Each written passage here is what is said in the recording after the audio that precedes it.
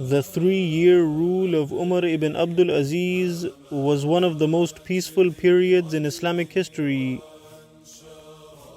His rule witnessed no rebellions or wars, and he almost eradicated poverty.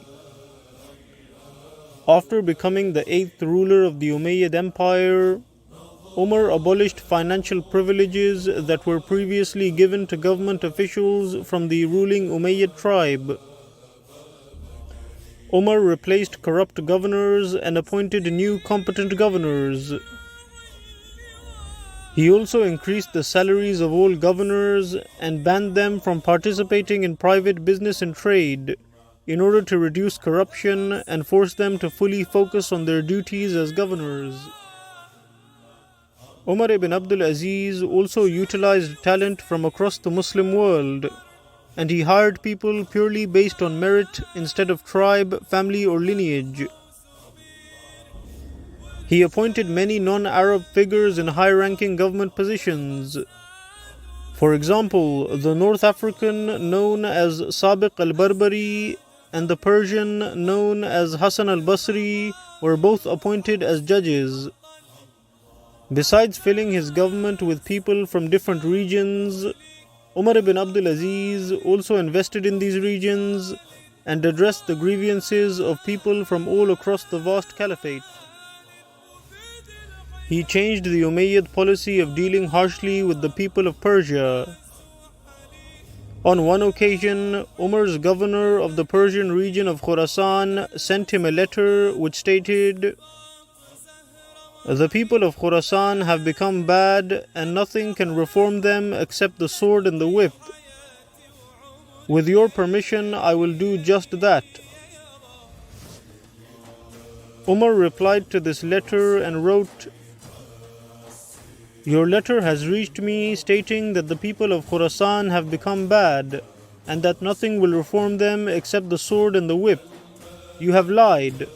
Rather, justice will reform them, so spread that among them." Besides addressing the grievances of Persians, Umar ibn Abdul Aziz was also kind and tolerant towards the Hindu population of the province of Sindh. Umar sent letters and preachers to Hindu religious leaders in Sindh, inviting them to Islam. As a result, 4,000 Hindus in the province of Sindh converted to Islam, including the prominent Hindu leader known as Joshaba Dahir. Umar also adopted this policy of preaching to other regions of the Caliphate, such as North Africa and Central Asia, where thousands of shaman and pagan locals embraced Islam. Umar also rescued hundreds of North African pagan women who had been taken captive by previous Umayyad governors, and he returned them to their families. Besides winning the hearts of the people in different regions, Umar also made peace with neighboring empires such as the Byzantine Empire, and he ordered an end to all conquests and expansion. He stopped the Umayyad raids that were being launched on the city of Constantinople, and he even withdrew the Umayyad army from the city of Samarkand in Central Asia, after the people complained of the abuses of the Umayyad army. After ending external expansion, Umar ibn Abdul Aziz focused on the internal development of the caliphate and the welfare of the people. He stated, "I thought about the poor, the hungry, the sick, the lost, the naked, the exhausted, the oppressed, the subjugated, the stranger, the prisoner, the old man, and the one with many children and little money. I thought about the distressed people in all corners of the earth and the outskirts of the caliphate. I know that my Lord would ask me about them on the day of resurrection. There is no one in the nation except that I want to deliver his right to him." Umar abandoned the extravagance that prevailed before him and began to address the inequality within the empire. He used to spend only 2 dirhams for his daily meals, and he wore simple clothing. He sold all of his expensive clothing, jewels, and ornaments, and put all of the money gained from these items into the state treasury.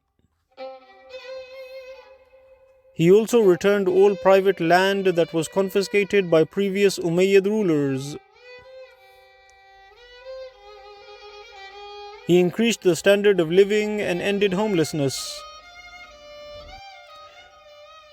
Umar also used the state treasury to pay off the debts of poor citizens who could not afford to pay it. He also paid for the weddings of poor people and paid for poor people who wanted to perform the pilgrimage of Hajj. He also appointed servants to take care of blind people, orphans, the elderly, and people who were seriously ill. Umar also placed a ban on all forms of forced labor, and he even imposed a weight limit on the load that could be carried on camels, so that camels would not be overburdened. Umar ibn Abdul Aziz abolished all unjust taxes that were imposed on the people by the previous Umayyad Caliphs. He stated, "God sent Muhammad as a guide and did not send him as a tax collector."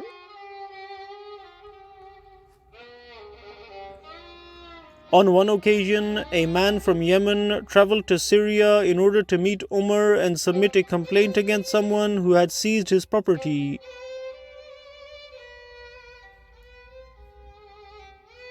Upon hearing this man's complaint, Umar immediately wrote a letter to his governor in Yemen to solve this problem. Umar then paid for the man's travel expenses and paid for his trip back to Yemen. The justice system of Umar ibn Abdul Aziz was strong, and he would respond quickly to even the smallest of complaints.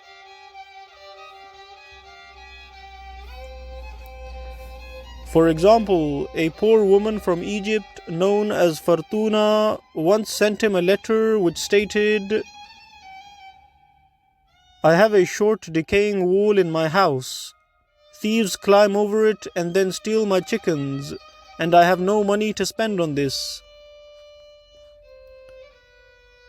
Upon receiving this letter, Umar ibn Abdul Aziz wrote to his governor of Egypt and stated, "Fartuna al-Sauda wrote to me complaining about the shortness of her wall and that chickens are being stolen from her, and she seeks for it to be fortified for her.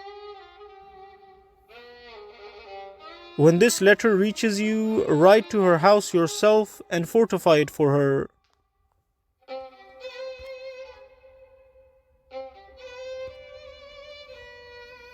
Despite being Caliph, Umar remained humble and never saw himself as greater than the common people.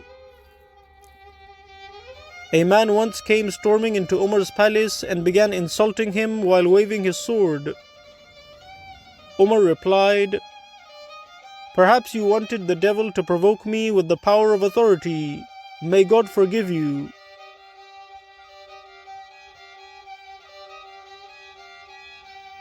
Some of his guards suggested that the man should be killed for insulting the Caliph.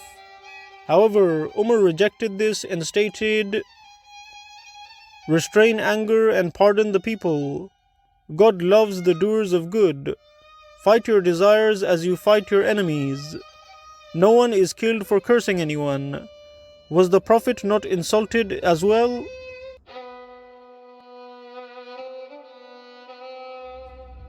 Umar controlled his anger and patiently listened to the man's complaint and did not punish him. Despite being Caliph, Umar ibn Abdul Aziz would sit on the floor with the people, and he refused to have guards and police walking in front of him while he was roaming the streets.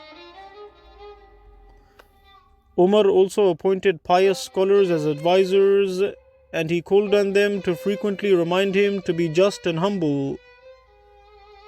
He once addressed one of his close advisors and stated, "If you were to ever see me stray from the truth, then put your hands around my throat, shake me, and say, 'O Umar, what are you doing?'"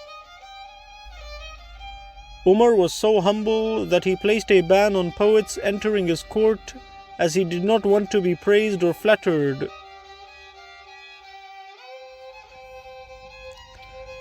Umar even took care of one of his own servants by fanning her, after she had fell sick due to the intense heat. He stated, "You are only a human being like me. You have been inflicted with the same heat that afflicted me, so I want to fan you as you fanned me." Besides keeping himself in check and making sure that he remained humble, Umar constantly reminded his governors to remain just and not to abuse their power. He sent a letter to his governors which stated,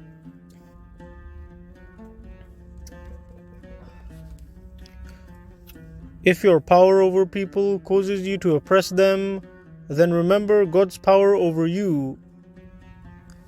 It is much better for a governor to be mistaken in his forgiveness rather than being harsh in his punishment."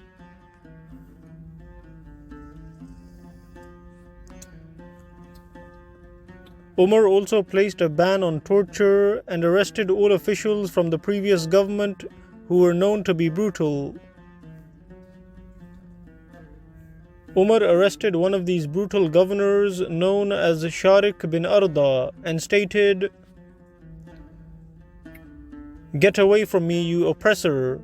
I saw you making people sit in the sun, flogging their bodies with whips and starving them while you were in the shade." Umar ibn Abdul Aziz would frequently monitor his ministers and governors, and he would dismiss governors who were corrupt.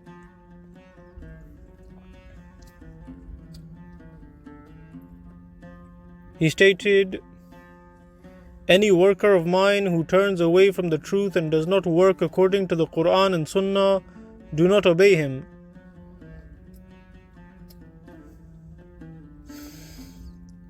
Umar also prohibited governors from accepting gifts as they would be considered as a bribe. Besides creating a strong administration, Umar ibn Abdul Aziz also invested in infrastructure throughout the Caliphate.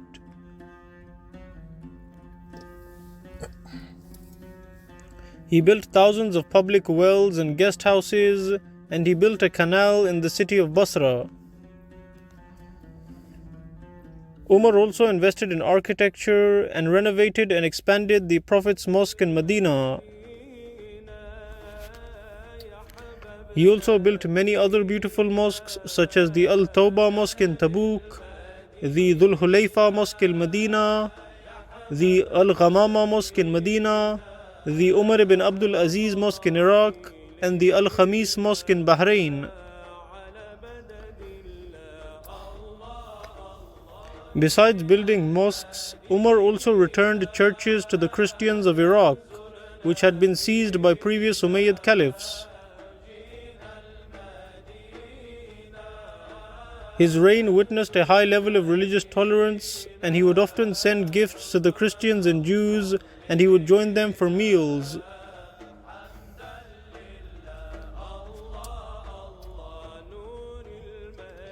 He was also tolerant towards Muslims with other beliefs, and he employed a minister known as Ghailan al-Dimashqi, who was considered by many to be a heretic due to his unorthodox views. Umar ibn Abdul Aziz also made peace with rebellious groups such as the Shias and the Khawarij, and his rule witnessed complete peace, stability, and Islamic unity.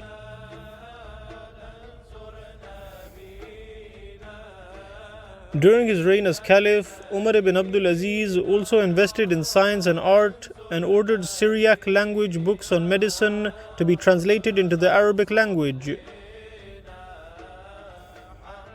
He also funded the artist known as Khalid ibn Hayyaj, who was the first person to write the verses of the Holy Quran in the form of calligraphy.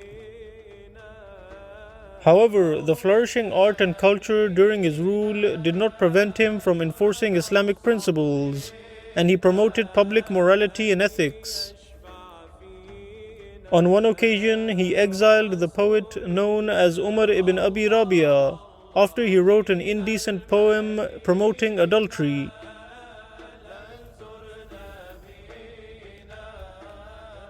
Umar ibn Abdul Aziz discouraged these types of poets and writers and instead encouraged moral and Islamic scholarship. He supported scholars and writers such as Ibn Shihab al-Zuhri, who was commissioned to collect the sayings of the Prophet.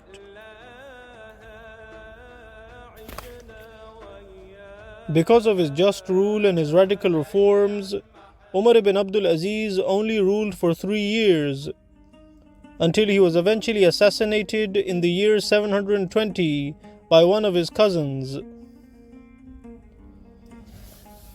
When the news of the death of Umar ibn Abdul Aziz reached the Byzantine emperor known as Leo III, he stated, "By God, the justice of the man who has just died was unparalleled. I am not amazed at a monk who has left the world to worship God in his monastery, but I was amazed at this man who turned away from the world after it had been presented before his feet."